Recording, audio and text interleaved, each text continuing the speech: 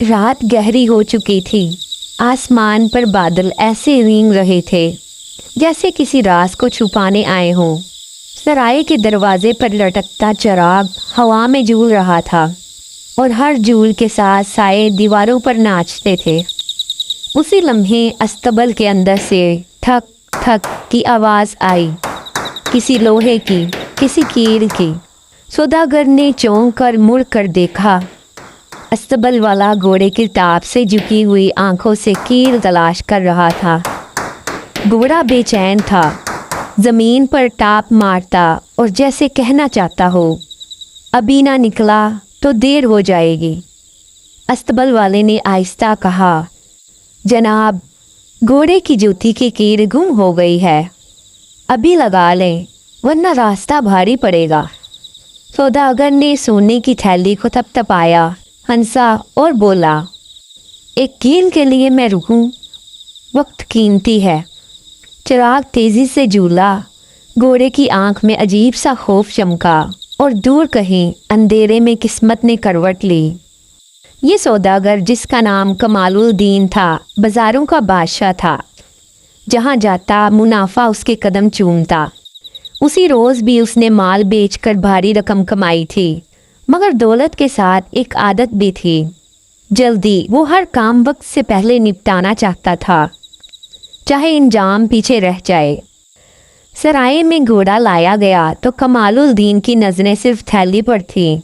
अस्तबल वाला, जिसे सब बाबा हैदर कहते थे, बरसों के तजर्बे से जानता था कि छोटी कोताही बड़े तूफान को जन्म देती है। उसने फिर समझाया, मगर कमालुद्दीन ने इनकार किया। घोड़ा जिसका नाम बर्क था, स्याह बदन, चमकती आंखें और कदमों में बिजली, वो बोलता नहीं था मगर समझता सब कुछ था। उसने टाप जोर से मारी जैसे आखिरी वार्निंग दी हो। उसी सराय में 3 और मुसाफिर ठहरे थे। एक जिसका नाम जरीना था, नकाब पोश, तेज निगाह और खामोश, उसकी आंखों में कहानियाँ थी। दूसरा जिसका नाम फ़कीर नज़ीर था, बज़ाहिर दीवाना मगर बातों में हिकमत, हाथ में लकड़ी की लाठी और ज़ुबान पर पहेलियाँ।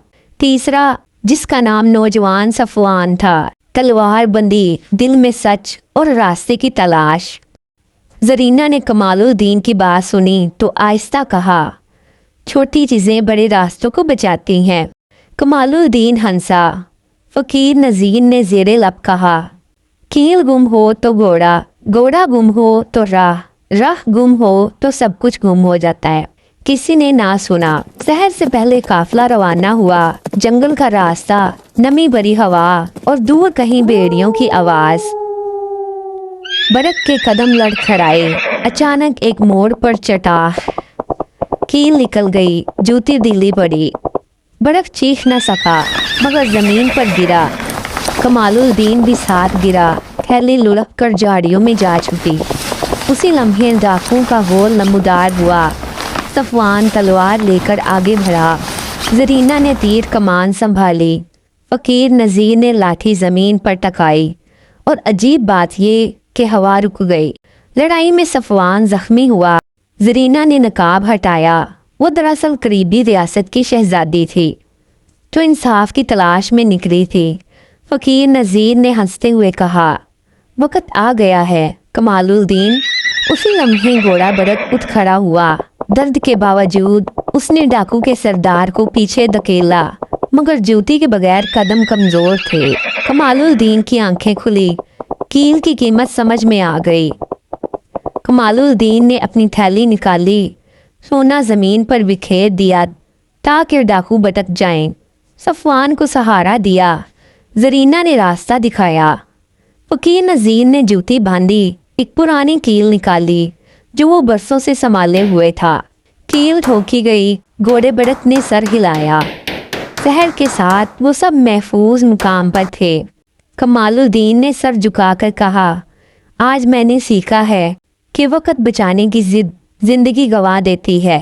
जरीना मुस्कुरा दी। सफ़वान ने तलवार म्यान में रखी। फ़कीर नज़ीर गायब हो चुका था, बस लाठी ज़मीन पर थी। घोड़े बड़क ने टाप मारी, मजबूत और पूरी तमार, और सब एक साथ खुश हो गए।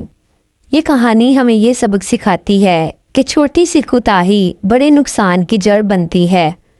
عقل، صبر اور مشورہ یہی اصل دولت ہے۔